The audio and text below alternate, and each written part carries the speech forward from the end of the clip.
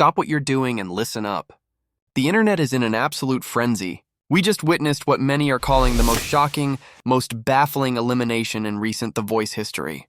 We're talking about the battle round duet between Leighton Robinson and the man, the myth, the voice, Manny Costello. They took on the Chris Stapleton track, Think I'm in Love with You, and the result? Pure, unadulterated fire. It was a legendary performance. But then, the decision came. Leighton was chosen to move on, and Manny, despite a performance that left the coaches speechless, was sent home. No save, no steal. The question echoing across every corner of the internet, the question driving this entire video is simple. Did Reba and the other coaches just make The Voice's single biggest mistake? Stick around because we're diving deep into the massive public conversation demanding justice for Manny Costello. Let's rewind and analyze the undeniable magic that happened on that stage. From the first note, this wasn't just a battle. It was a duet that felt ready for the Grammys. The arrangement was phenomenal, the harmonies were tight. But what truly distinguished the performance, the thing everyone is still talking about, was Manny Costello's voice. When he stepped up, that low, rich, impossibly smooth tone hit you. It had texture. It had grit. As many have expressed online, it was a voice you could just close your eyes and get lost in. One person summed up the feeling perfectly, saying his voice was so good, it was like they just got pickpocketed, stolen away by the sound. We heard people saying this performance was better than the original. Now, Leighton is undoubtedly talented. She has a powerful, strong voice. But here's where the debate starts. Where Manny offered a unique, iconic, and original sound, many felt Leighton's style, while technically proficient, was pretty typical of what is already out there. Multiple people noted that her voice was a common sound among female country singers today, while Manny had a once-in-a-generation quality. The chemistry between the two was electric. People were talking about them potentially being an amazing duo. But when the decision came down, the collective feeling was that the coach missed the unique, undeniable star quality standing right in front of them. The coach's decision was met with an immediate, overwhelming wave of disbelief and anger. The social media reaction wasn't just disappointment. It was outrage. The public conversation exploded with people shouting a single message, "Bring Manny back!" The sheer volume of support for Manny completely overshadowed the result. Across platforms, people were using phrases like awful decision, huge mistake, and demanding to know, how did no one steal for Manny? The sentiment wasn't just that Leighton shouldn't have won. It was that Manny's voice was so good, he shouldn't have even been in a battle round. He was road to final material. We saw people directly challenging the judges, with one person even noting the look of concern on Leighton's face, suggesting that perhaps even she was surprised she won because every other judge would have definitely chosen Manny. The core of the outrage? It felt like a massive miscarriage of musical justice. One person put it simply, anybody that knows anything about music knows Manny should have been picked without a doubt. His voice had the feeling, the soul, and the distinct sound that the show is supposedly looking for. Letting a talent like that walk away, when there were steals and saves still available, felt like a deliberate shot in the foot for the show itself.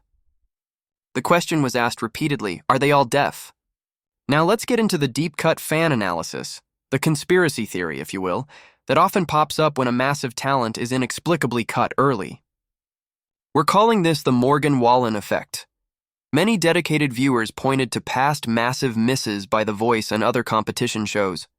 We're talking about future superstars like Morgan Wallen and Luke Combs, artists who didn't win, or in some cases were completely cut early on, only to become global phenomena. The reasoning circulating online is this: Manny is simply too good for this show. Someone noted, they let Morgan Wallen go, now everyone listens to his music. They let Manny Costello go, can't wait for him to prove the judges wrong. The theory suggests that Manny's voice, described as a star voice and pure original talent, is so distinctive, so ready for a record deal, that he doesn't fit the mold that The Voice often favors. His sound is already refined, already iconic. It's the kind of voice that, as one person said, you could listen to all day, and he's destined to be bigger than anyone currently on the show. People are already declaring, I would buy his music, not hers. This goes to the heart of the critique. Is The Voice truly about finding the best vocal talent? Or is it a popularity contest designed for manufactured drama and artists who still need significant help from the coaches? Many viewers are leaning toward the latter, arguing that Manny's elimination is just another piece of evidence that this show is a joke. Despite the disappointment, the massive public reaction has actually been the biggest win for Manny Costello.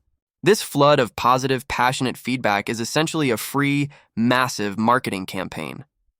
The community has not only validated his talent, but has created a viral movement around him. We saw people saying they would listen to him all day, that they were waiting to buy his record, and that his voice was a panty dropper. We even saw a direct call to action from the fans, a petition for a home viewer save next season to prevent this kind of error. The public sentiment is that this is not the end of Manny Costello. It's a temporary setback that will fuel his career, just as it did for Wallen. One person had faith, saying they think Reba will help him after the show. Knowing full well the monumental mistake was made, Manny has the distinct, unique, soulful, and sexy smooth voice that the music industry craves. He had the best performance of the season, and he was eliminated. It's a tragedy, but it also creates the best possible underdog narrative. So, we've broken down the legendary performance, analyzed the massive fan outrage, drawn parallels to past star eliminations, and even deconstructed the faulty logic of the coach's choice. The consensus from the community is loud. It is clear, and it is definitive. The elimination of Manny Costello without a save or a steal is not just a mistake. It's an indictment of the process. It's the moment where the judges chose the narrative over the naked talent. This battle will be remembered not for the winner, but for the one who was wrongly sent home. The public conversation is now demanding two things: a wild card save. We saw countless calls for The Voice to institute a home viewer save or a super save to correct this kind of catastrophic error. A record deal. Fans are already certain of his future, stating they can't wait for him to get bigger than anyone on this show. Manny has earned a massive, prepackaged audience ready to support his next move. He came, he sang, he conquered the hearts of the audience, and he was tragically cut. This isn't the end of Manny Costello. It's the viral beginning of his solo career. But now, I need to hear from you directly. You are the final judge. Do you think this is the worst decision The Voice has ever made, or is there another elimination that still hurts more? If you were the head of a major label, what genre would you sign Manny Costello to, and who would you pair him with for a duet? And finally, if The Voice could bring back one eliminated singer right now, would it be Manny? Drop your thoughts and your Bring Manny Back messages in the comments below. Like this video if you agree that Manny was robbed, subscribe for more deep dive analyses of singing competitions, and click the bell so you don't miss our next video. We'll be tracking Manny's career from here on out. Thanks for watching.